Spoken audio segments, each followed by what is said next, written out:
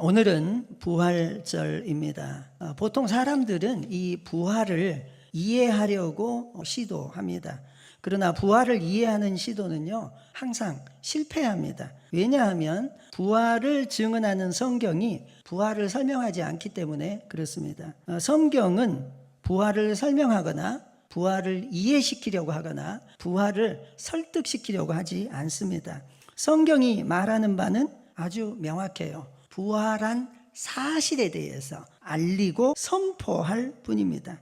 오늘 우리가 읽은 이 본문은 베드로가 성령을 받고 예루살렘에서 오순절에 첫 번째 한 설교 내용이에요. 하나님께서 예수님을 살리셨다. 부활에 대한 설교거든요. 이것으로부터 교회가 시작을 하게 됩니다. 그 설교 내용이 너무 명확한 거예요. 그 초점이 어디가 있느냐? 하나님께서 너희가 십자가에 못 박은 그 예수를 살리셨다. 할렐루야. 천사도 예수님 부활한 다음에 이 마리아와 뭐라고 이야기를 했느냐? 어찌하여 살아있는 자를 죽은 자 가운데서 찾느냐? 살아나셨느니라. 할렐루야. 부활은요, 설명이 아닙니다. 부활은 사건에 대한 선언이에요. 이걸 선포, 그렇게 말합니다.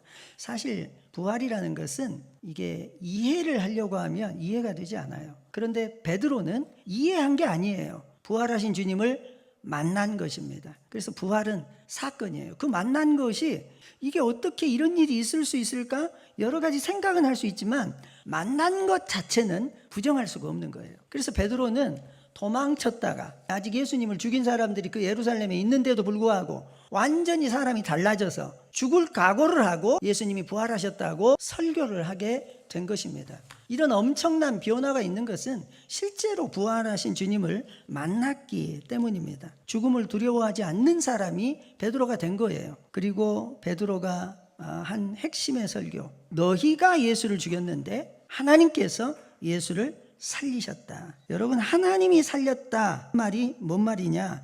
십자가라고 하는 것은 사람들이 판결을 내린 거예요. 십자가형, 예수를 죽여라 해가지고 사람들의 판단, 판결, 그건데 부활은 뭐냐?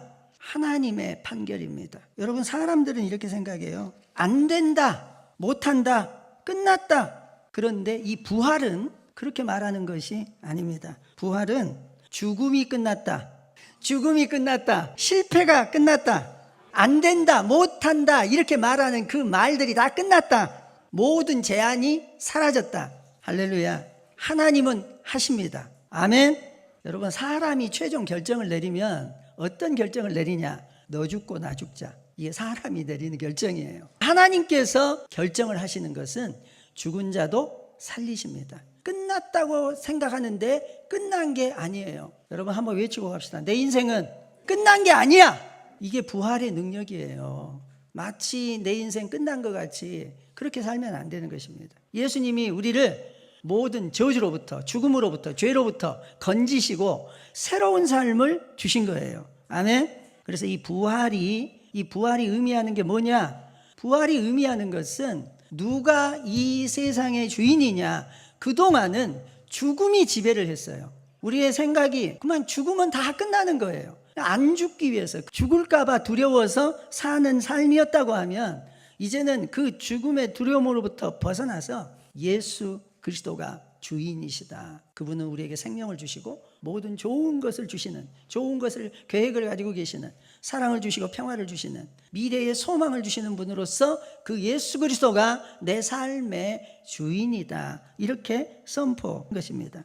그래서 이 33절에 보면 하나님이 오른손으로 예수를 높이셨다. 이게 예수님께서 주인이시고 통치하신다는 말이에요. 가장 중요한 선언이 오늘 말씀 속에 나오는데 사도행전 2장 36절에 하나님이 그를, 예수님을 주와 그리스도가 되게 하셨느니라. 할렐루야. 원래 예수님은 처음부터 주님이셨어요. 성경이 말하는 바는 창조의 주님, 창조할 때부터 예수님이 계셨기 때문에 이 예수님이 하나님이시다. 처음부터 그렇게 선언되어 있습니다. 그럼에도 불구하고 우리가 빌립보서 2장 6절에 보면 그는 근본 하나님의 본체시나, 그분이 하나님이라는 뜻이에요. 예수님이. 근데 숨겨져 있었어요. 사람들은 사람의 모습인 예수님만 봐왔지요. 그런데 그분이 죽음에서 일어남으로써, 죽음을 이기시고 죽음을 깨트리심으로써 감추어 있었던 그 예수 그리스도의 신성이 나타난 것입니다. 아, 저분이 하나님이셨구나. 여러분, 많은 사람들은 예수님을 좋은 분으로, 그리고 그분은 성자로 이렇게 다 생각은 해요. 그런데 성경이 말하는 것은 그분은 좋은 말씀을 하신 분이야, 우리에게 좋은 길을 알려주신 분이야 가 아니고, 우리의 고백은 뭐냐? 그분은 하나님이셨어 라고 하는 것입니다. 내 삶의 주인이야. 예수님이 우리의 주인이시다. 우리 가정의 주인이시다. 이 나라의 주인이 예수 그리스도시다. 그분이 하나님이시다. 나에게 좋은 선생님, 좋은 부모, 좋은 후견인, 이 정도가 아니에요. 예수님은 우리의 하나님이 되십니다. 그래서 이 부활이라고 하는 것은 뭘 말해주고 있느냐? 예수님이 하나님이셨구나 라고 하는 것을 드러낸 사건이 바로 이 부활 사건입니다. 그래서 우리는 선생님으로 따르는 게 아니라 예수님을 하나님으로 따르는 거죠. 이제 더 중요한 게 있어요. 이 예수님의 부활이 나하고 뭔 상관이 있냐? 사람들이 이렇게 생각할 수 있어요. 그래, 예수님이 부활했다고 하자. 그게 나하고 무슨 상관이냐? 그럴 텐데, 여러분, 이것은 우리가 하나님을 느낄 때 창조의 하나님, 구원의 하나님, 우리를 거듭나게 하시는 하나님, 바다를 가르시는 하나님, 다 하나님을 이야기할 수 있어요. 그런데 부활의 하나님은 여러분, 창조도, 심지어 창조도, 그 다음에 이집트에서 이스라엘 백성을 끌어내는 그 구원도, 바다를 가르는 사건도, 심지어 동정녀에서 우리 예수님이 태어난 마리아가 동정의 상태에서 예수님을 임신하고 출산한 것도 나름대로 설명하는 방식들이 있어요. 그런데 어떤 방법으로도 설명이 안 되는 거예요. 이건 설명하는 게 아닙니다. 부활은 설명할 수 있는 게 아니라, 부활의 주님을 만나면 내가 인정할 거냐 아니면 거절할 거냐, 그 둘 중에 하나밖에 없어요. 제자들은 예수님의 부활을 봤기 때문에, 경험했기 때문에 부정할 수가 없었던 것입니다. 이에 대해서 예수님을 따른 게 아니고, 이게 무엇을 의미하느냐? 이전의 질서가 깨졌다는 거예요. 우리는 견고해가지고 세상의 질서는 깨지지 않을 거라고 생각해요. 우리가 알고 있는 법칙들이 있습니다. 이 법칙들은 아주 견고하다고 생각하고 깨지지 않는다고 생각하는데, 우리가 알고 있던 고정관념, 우리가 배웠던 윤리, 우리가 알고 있던 심지어는 물리 법칙, 이게 아무 소용이 깨졌어요. 하나님께서 모든 것을 새롭게 시작하십니다. 이 부활과 함께 새로운 세상, 새로운 질서가 시작됐어요. 그래서 이것은 무슨 뜻이냐? 이전의 생각을 가지고, 이전에 내가 알고 있는 지식을 가지고 더 이상 살아갈 수가 없다는 말이에요. 여러분, 예수님으로부터 배우고 예수님으로부터 생명을 우리가 위임을 받아서 이 부활 이후의 삶은 살아가는 것입니다. 여러분, 이 일을 우리가 알고 나면 충격을 받게 돼요. 여러분, 이전의 삶과 예수님이 부활 이후의 삶은 완전히 달라졌어요. 여러분, 과학자들도 물리법칙, 뉴턴이 물리법칙을 이야기했지만 그 물리법칙이 놀랍게 아인슈타인이라는 하는 사람이 등장해가지고 그 물리법칙이 완전히 깨져버렸어요. 절대적이지 않다.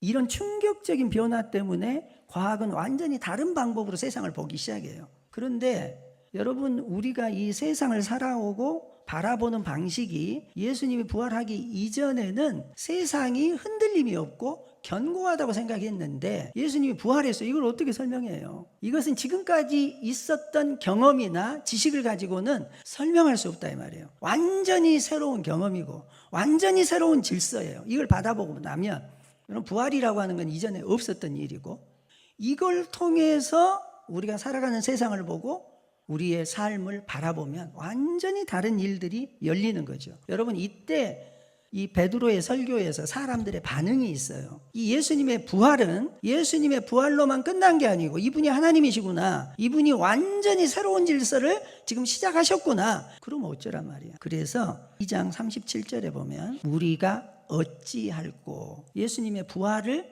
설교 듣던 사람들의 반응이에요. 이게 우리가 그러면 어떻게 할 거냐. 새로운 세상이 시작됐다는데, 우리가 경험해보지 못하는 새로운 세상이 시작됐다는데 어떻게 할 거냐. 베드로가 뭐라고 이야기를 하느냐? 회개하라, 그리고 죄 사함을 받으라. 이렇게 설교하는 것입니다. 무슨 말이냐?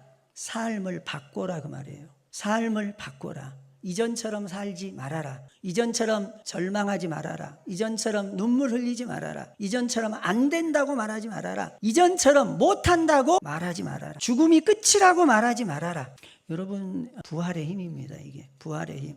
어떻게 해야 되느냐? 회개라고 하는 것은 내가 죄인입니다 라는 것만 고백하는 게 아니에요.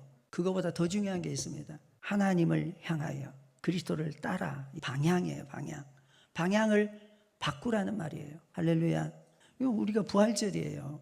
내가 어제 생각하던 대로 오늘 생각하지 말고, 지금까지 내가 알고 있는 지식으로 살지 말고, 완전히 새로운 생각, 새로운 목적, 새로운 삶을 가지고 살아가라. 여러분, 우리가 오늘 새로운 날이 펼쳐졌는데, 이 날은 어제하고 비슷하게 느껴질지 모르지만 어제와는 완전히 다른, 아무도 경험해보지 못한 새로운 시간을 우리가 지금 살아가고 있어요. 그런데 이 새로운 시간을 어떤 사람은 어제처럼 살아가요. 어제의 기억으로 살아가요. 과거로 살아가요. 이걸 새롭게 받아들이지 못합니다. 아니, 오늘을 사는데 왜 어제를 가지고 오늘을 죽이고 있습니까? 이게 죽음의 길이거든요. 여러분, 우리는 새로운 걸음, 누구도 가보지 못한 그 새로운 시간을 가고 있어요. 우리가 어디 새로운 길을 갈 때 요즘에는 내비게이션을 이용합니다. 용감하게 어디가 길인지도 모르고 가는 게 아니고 주님의 인도를 따라 주님이 이끄시는 대로, 할렐루야, 새로운 길은 그렇게 가는 거예요. 이 간단한 원리가 깨달아지는 이 시간이 되기를 축복합니다. 뭐가 바뀌냐? 그동안은 두려워서 살았어요. 죽을까 봐 두려워서. 그래서 손해가 두렵고 실패하는 게 두렵고 죽음이 두려워요. 누가 너 각 어떻게 해버린다 그러면 그냥 벌벌벌벌 떨어. 그런데 죽음이 별것 아니구나. 여러분, 그래서 하나님의 뜻이 죽음을 삼킨 것입니다. 하나님의 뜻이 실패를 삼켜버렸어요. 하나님의 뜻이 우리의 절망을, 우리의 눈물을 다 가져가 버린 것입니다. 할렐루야. 내일이 없이 살아요. 이 부활을 모르면 내일이 있으나 마나예요. 내일을 생각할 필요가 없어요. 그냥 오늘 즐기고 오늘 재밌게 살고 오늘이 전부야. 근데 실제로 그건 오늘도 아니에요. 사실 과거지, 과거. 항상 과거 속에서 사는 겁니다. 실제로 새로운 날은 한 번도 없어요. 평생을 통해서. 그러나 주님이 부활하셨다는 걸 알면, 새로운 세상, 새로운 질서가 시작됐다는 걸 알면 영혼을 바라보는 눈을 얻게 됩니다. 내일을 소망하게 돼요. 어제 때문에 기죽지 않고 오늘 내가 어떤 모습이냐, 상황 때문에 기죽지 않아요. 여러분, 하나님은 내일 어떤 일을 이루실지 알 수 없습니다. 축복하고 갈까요? 시간이 없지만 당신을 통해 무슨 일을 이루실지 알 수 없습니다. 할렐루야. 그래서 어떤 일이 생기느냐, 영원히 있다는 걸 알면 손해를 감수할 수 있어요. 놀랍잖아요. 거짓을 버리고 진리를 선택하는 힘이 거기서 나오는 것입니다. 순종할 수 있어요. 손해보는 거 정말 싫어하는 사람들이 있어요. 내일이 없으니까. 그러나 하나님은 10배, 60배, 100배로 보상하시는 줄로 믿습니다. 어떤 사람들은 전혀 희생이란 게 없어요. 왜? 내일이 없으니까 희생하지 않죠. 여러분, 주님이 기꺼이 십자가에 달리신 것은 영원히 있기 때문입니다. 우리가 희생하고 섬기고 오해가 있어도 그냥 지나가는 것은 여러분, 하나님께서 다 보상하시고 풀어주실 것이기 때문입니다. 아멘. 이 부활을 받아들이게 되면 어떻게 되느냐, 내 중심으로 살던 사람이 완전히 그리스도 중심으로 살게 되는 것입니다. 내가 주인이었는데 내가 주인이 아니라 하나님께서 내 인생의 주인이고 내 삶의 주인이고 내 가정의 주인이고 이 나라의 주인이다라고 하는 것을 고백하게 됩니다. 부활신앙이라고 하는 것은 이해하는 데 있는 게 아니라 그렇게 살아가는 데 있어요. 새로운 시간으로 우리에게 주어진 삶을 부활의 승리로 살아가는 우리가 되기를 축복합니다. 두려움에서 믿음으로, 자기 중심에서 하나님 중심으로, 현재에 집착해서 영혼에 대한 소망으로 우리가 부활을 통해서 바뀌는 것입니다.